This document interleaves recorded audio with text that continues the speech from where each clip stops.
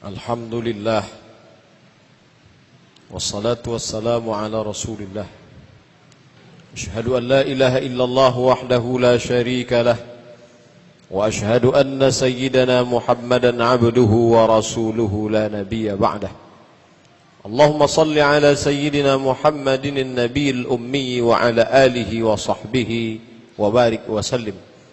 Qala Allah ta'ala fil Qur'anil azim wa huwa asdaqul qailin. A'udzu billahi minasy syaithanir rajim. Bismillahirrahmanirrahim. Ya ayyuhalladzina amanu taqullaha haqqa tuqatih wa la tamutunna illa wa antum muslimun. Wa qala ta'ala fi ayatin ukhra, ya ayyuhalladzina amanu taqullaha wa qulu qawlan sadida yuslih lakum a'malakum wa yaghfir lakum dhunubakum wa man yuti'illaha wa rasulahu faqad faza fawzan 'azima. Ibadallah, usikum wa nafsi bi taqwallahi wa ta'atihi faqad fazal muttaqun. Hadirin jamaah Jumat yang dimuliakan Allah Subhanahu wa taala. Pada hari yang disebut sebagai Sayyidul Ayyam, induk dari segala hari, Allah Subhanahu wa taala masih memberikan kita hidup.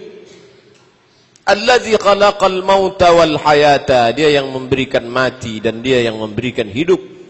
Untuk apa dia berikan ini? Liyabluwakum ayyukum ahsanu amala, untuk menguji siapa yang paling baik amalnya.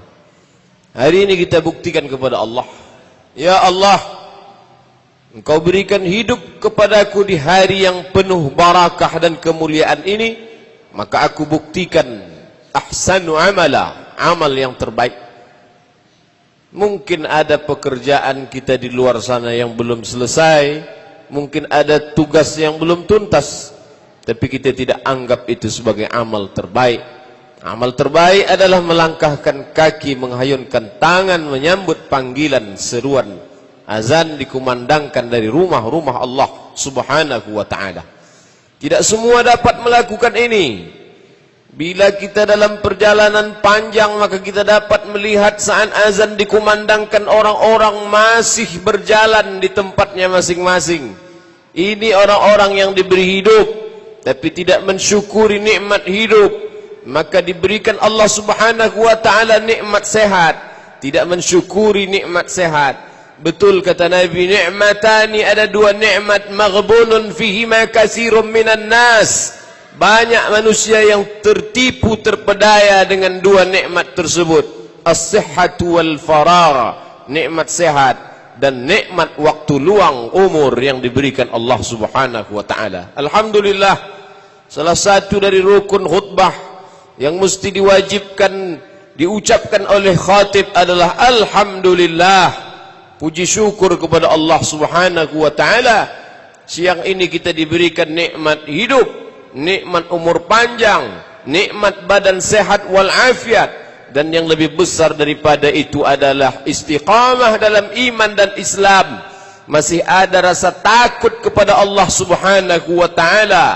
Takut itulah yang membuat kita meninggalkan ruku, barang dagangan, kantor, kesibukan. Padahal kita tidak tinggal di negeri yang mewajibkan salat Jumat. Tidak ada undang-undang yang mengikat kita untuk datang ke masjid hari ini. Lalu apa yang membuat kita datang? Rasa takut kepada Allah Subhanahu wa ta'ala. Itu pula lah yang menjadi salah satu rukun khutbah Jumat. Khatib wajib menyampaikan dan jamaah wajib mendengarkan, bahkan disampaikan nanti pulang kepada anak, istri, keluarga. Salah satu dari rukun khutbah adalah usikum wa nafsi bitaqwallah. Usikum, aku pesankan, kata khatib, kepadamu semua kaum muslimin yang melaksanakan salat Jumat, wa nafsi, dan pada diri khatib sendiri, bitaqwallah, takut kepada Allah Subhanahu wa ta'ala. Jamaah Jumat yang dimuliakan Allah, umat Islam sampai pada masa-masa keemasannya. Pada saat itu, andai ada orang yang sanggup berjalan kaki dari San'a, ibu kota Yaman yang sedang bergejolak sekarang, sampai kepada Darul Bayda, ibu kota maghribi Maroko di Afrika Utara. Siapa yang sanggup berjalan kaki, tantang oleh khalifah yang amat sangat masyhur, Umar ibnu Abdul Aziz. Siapa yang sanggup berjalan kaki dari San'a, Yaman, ke Darul Bayda, Afrika Utara, untuk mencari orang-orang fakir miskin yang susah, maka dia tidak akan menemukan. Begitulah hebatnya masa-masa keemasan Islam. Pada masa-masa sebelum itu, seorang yang memegang kunci Baitul Maqdis, dia langsung menyerahkan kepada Umar ibnul Khattab. Umar bin Khattab pun datang menerima kunci itu. Mengapa mereka begitu takut? Karena Islam memiliki kekuatan. Pada masa-masa keemasan Islam, ketika seorang perempuan ada yang menjadi korban pelecehan seksual, lalu dia hanya mengatakan, wa Umarah, wahai Umar, tolonglah aku. Maka pada saat itu Umar bin Khattab tidak membawakan pedang, dia tidak menghunuskan pedang meneriakkan perang. Dia hanya membuat satu barisan yang amat sangat panjang sehingga bergetarlah hati musuh. Dan memang Allah mengatakan, wa a'iddu lakum mastata'tum min quwwah, persiapkanlah kekuatan. Dengan kekuatan itu turhibuna bihi aduwallahi wa aduwakum. Dengan kekuatan itu maka musuh Allah, musuh kamu semuanya menjadi gentar. Ketika kalimat Allah dikatakan Allahu Akbar, maka musuh-musuh Allah menjadi takut. Tapi bukan berarti Islam itu agama radikal, agama yang menghalalkan darah orang. Islam adalah sesuai dengan namanya Islam, berasal dari kata salam, penuh dengan kedamaian. Tapi umat Islam mesti memiliki kekuatan, karena kalau tidak dia akan diinjak-injak, dia tidak lagi dihormati. Lalu di manakah kita saat ini? Apakah kita berada pada masa keemasan Islam, atau justru kita hari ini hidup pada masa Islam amat sangat lemah?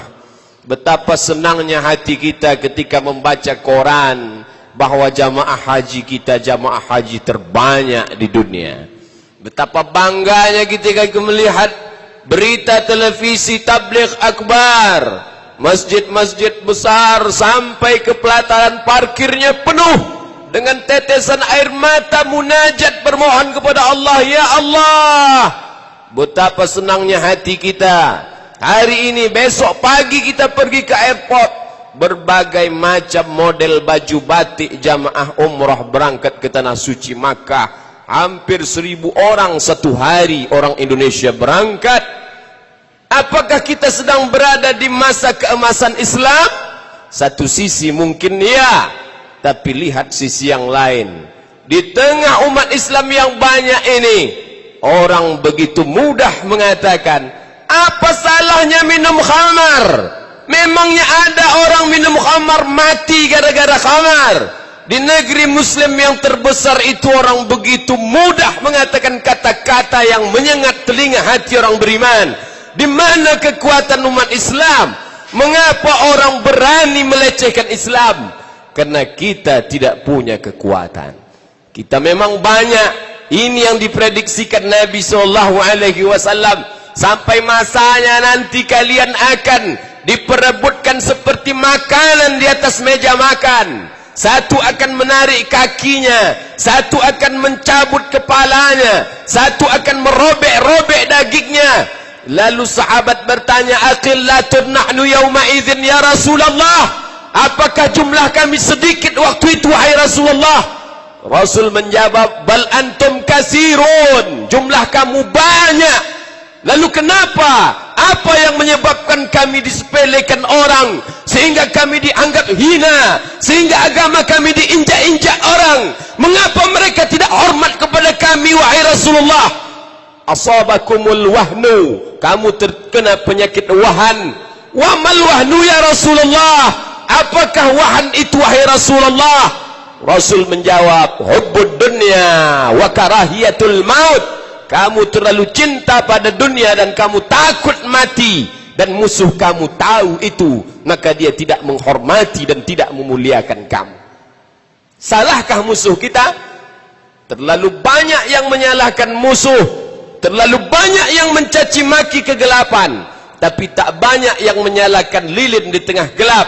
Salahkah musuh? Ya, tapi diri kita juga salah. Mengapa lemah? Mengapa bodoh?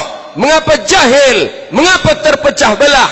Maka satu-satunya jalan tak lain tak bukan adalah wa'tasimu bihablillah, berpegang teguhlah tali Allah, wala tafarraqu, jangan berpecah belah pada masalah-masalah khilafiyah, masalah-masalah perbedaan mazhab. Na'mal fima ittafaqna wa na'tazir fima ikhtalafna. Mari kita berlapang dada menerima perbedaan, dan mari kita beramal pada perkara-perkara yang kita sepakati. Tidak akan ada yang lebih bahagia melihat perpecahan kita selain daripada orang-orang kafir yang memang itulah yang mereka inginkan. Lan tarda. Lan, Allah tidak menggunakan kata la tidak, tapi dipakai kata lan, tidak akan. Walan tarda, mereka tidak akan ridha, mereka tidak akan senang, mereka tidak akan merasa puas hati. Angkal yahudu walan nasara, Yahudi dan Nasrani. Sampai kapan? Hatta tattabi'a millatahum, sampai kamu ikut agama mereka. Ikut agama bukan berarti kita berubah menjadi Kristen, menjadi Nasrani, menjadi Yahudi. Kita tetap Muslim, tapi kita tidak lagi memiliki izzah, kekuatan, harga diri sebagai seorang Muslim. Hanya sebagai Muslim ritual, hanya sebagai Muslim biologis. Bapak saya Muslim, ibu saya Muslimah, dinikahkan dengan cara Muslim, dikuburkan di pemakaman kaum Muslim. Masalah ada komitmen dengan ajaran Islam, itu tidak penting. Karena penyakit itulah maka musuh-musuh Allah tidak ada rasa gentar sedikit pun. Padahal negeri ini dulu diperjuangkan dengan nama Allah. Bung Tomo di Surabaya meneriakkan kalimat Allahu Akbar. Tengku Umar di ujung Sumatera meneriakkan Allahu Akbar. Sultan-sultan Melayu di negeri Riau semuanya meneriakkan Allahu Akbar. Sampai ke Sultan Ternate semuanya meneriakkan Allahu Akbar. Tapi apa yang terjadi hari ini? Justru kata-kata Allahu Akbar itu tak lagi bermakna. Kaum muslimin yang dimuliakan Allah Subhanahu wa ta'ala, beberapa hari lagi siswa-siswa kita akan mengikuti ujian. Lalu kemudian guru-guru agama, para ustaz diajak untuk membangkitkan semangat anak-anak yang akan ujian. Tapi berapa banyak yang sadar dan faham betapa menyakitkan hati ternyata dalam pelajaran-pelajaran yang akan diujikan itu ternyata tidak ada pelajaran agama. Apa maknanya? Anak umat Islam akan sangat hebat dalam bidang sains, akan sangat hebat dalam bidang apapun, tapi dia tidak mengerti agama. Lalu kemudian kalau sudah bicara pembangunan untuk infrastruktur, apapun namanya cepat diselesaikan. Tapi untuk rumah Allah Subhanahu wa ta'ala, lalu kenapa tetap juga mulut itu mengatakan di awal-awal doa, Allahumma inna nas'aluka salamatan fid din, selamat dalam agama. Bukankah ini orang-orang yang memiliki zul wajhain, memiliki dua wajah, satu wajah untuk Allah, satu wajah untuk manusia? Bukankah ini orang-orang yang memiliki dua sikap yang disebut dengan nifaq? Nifaq diambil dari kata nafaq, terowongan. Terowongan memiliki dua sisi, ada lubang masuk dan ada lubang keluar. Mulutnya memiliki dua lubang, tidak dapat dipegang cakapnya. Oleh sebab itu Allah Ta'ala memberikan ancaman bagi orang-orang yang memiliki dua sikap dan dua kata. Innal munafiqin, orang-orang yang munafik, fid darkil asfali minan nar, tempatnya adalah di dalam keraknya api neraka. Paling tidak sampai saat ini khutbah Jumat belum lagi dilarang. Paling tidak sampai hari ini suara azan masih berkumandang. Tapi jangan lupa, kita pernah membaca sejarah bagaimana Mustafa Kemal Atatürk melarang mikrofon mengumandangkan suara azan di masjid-masjid Turki. Padahal 500 tahun, 5 abad lamanya umat Islam sempat berkuasa.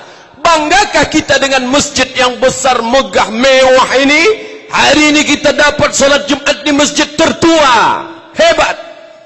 Peninggalan nenek moyang orang Melayu, bangsa yang dihormati karena suku dan agamanya. Tapi pernahkah kita baca sejarah bahwa Masjid Al-Hamra, Hamra diambil dari kata ahmar, merah, karena dia terbuat dari batu granit yang merah, megah. Tapi di tempat mihrab imamnya itu sekarang terpajang palang salib yang paling besar di negeri Spanyol. Pernahkah itu terlintas di pikiran kita? Kita selalu mengatakan al-Islamu ya'lu wa la yu'la alaih. Islam maha tinggi, tidak ada yang akan lebih tinggi dari Islam. Benar. Tapi peristiwa-peristiwa menyakitkan itu pernah terjadi di negeri-negeri yang pernah mencapai masa keemasan Islam. Islam tidak akan pernah jatuh. Tapi adakah jaminan bahwa keluarga kita akan terus Islam? Adakah jaminan bahwa kota kita akan terus diisi kaum muslimin? Adakah jaminan masjid yang megah ini akan tetap tegak berdiri sebagai masjid? Na'udzubillah, khutbah ini kembali mengingatkan kita, marilah kita wariskan Islam kepada diri, kepada keluarga, kepada anak cucu cicit menantu, supaya jangan sampai apa yang terjadi di Spanyol, yang terjadi di Turki juga menimpa umat kita. Kaum muslimin yang dimuliakan Allah Subhanahu wa taala, tidak semua kerajaan-kerajaan Melayu seberuntung negeri yang kita diami. Apa yang terjadi dengan Patani di Thailand Selatan? Mereka tidak dijajah Inggris, tidak pula dijajah oleh Belanda. Betapa menyakitkannya, mereka justru dijajah oleh orang-orang Siam. Sampai hari ini masih terjajah. Berkata setiap hari asyhadu an la ilaha illallah wa asyhadu anna muhammadan rasulullah. Seorang suami akan pergi ke sawah, dia berdoa bismillah tawakkaltu ala Allah la haula wala quwata illa billah. Tapi dalam hatinya dia khawatir anak gadisnya akan diperkosa oleh tentara Thailand, istrinya akan dilarikan oleh orang-orang yang jahat. Kita masih beruntung sampai saat ini. Tapi tidak cukup berpuas sampai pada titik itu. Karena jika tidak kita bangkit, bukan berarti makna bangkit menjadi umat yang radikal, menjadi umat yang keras. Kita akan dihormati kalau kita punya kekuatan. Kekuatan ilmu, kekuatan iman, kekuatan harta, kekuatan ilmu pengetahuan. Umat lain akan meremehkan kita karena kita lemah iman, lemah ilmu, lemah ekonomi. Maka bagi yang kaya, teruslah berusaha. Imam kita selalu membacakan ayat idza qudiyatis shalah, kalau salat sudah dilaksanakan, fantashiru fil ard, bertebaranlah di atas muka bumi, wabtaghu min fadlillah, carilah karunia Allah. Silakan mau jadi orang kaya, kaya sekaya-kayanya. Karena dengan kekayaan itu orang akan gentar melihat kita. Dengan kemiskinan kita orang akan meremehkan kita. Tapi kalau sudah kaya, jangan lupa bantu masjid, bantu fakir, bantu miskin, keluarkan zakat. Bagi yang berilmu silakan, tuntutlah ilmu sampai kemanapun. Walaupun hadis ini dhaif, tapi boleh dipakai untuk fadail amal.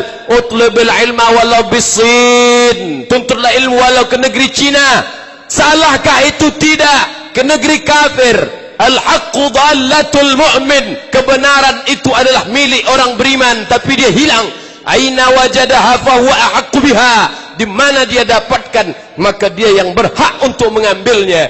Jika rantai cincin gelang kita hilang, lalu dia berada di tangan orang kafir, apakah kita akan mengatakan itu bukan punya kita? Itu milik kita. Itu milik kita yang hilang di tangan orang lain, dan kita harus ambil, rebut kembali.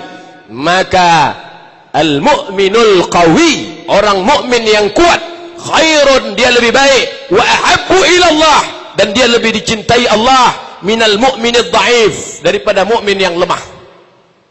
Siapa yang imannya bisa dibeli dengan sebungkus mie instan? Siapa yang suaranya bisa dibeli dengan saweran 50.000? Siapa yang imannya bisa dibeli dengan baju bekas? Orang-orang yang lemah ekonomi, lemah iman, lemah ilmu. Oleh sebab itu dalam Islam kita menjadi kuat, kebanggaan, menjadi hebat, kemuliaan. Nabi Muhammad sallallahu alaihi wasallam masuk ke kota Makkah Al-Mukarramah dengan membawa 10.000 pasukan. Tidak ada satu kepala pun yang putus, tidak ada satu tombak pun yang melayang, tidak ada satu anak panah pun yang mencabik-cabik, melukai siapapun. Nabi datang dengan damai. Lalu untuk apa dia bawa 10.000 pasukan? Show force, menunjukkan kekuatan. Inilah umat Islam yang kuat. Ketika sampai di Makkah, lalu dia bersihkan semua kemusyrikan, dan pada saat itu dia tidak datang dengan kekerasan, tapi dia datang dengan maaf.